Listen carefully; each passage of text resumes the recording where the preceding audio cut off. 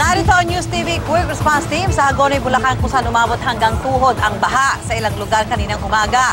Hindi po pag-ulan ang sanhi ng baha kundi high tide na pinatindi raw ng mga basurang itinapon sa ilog.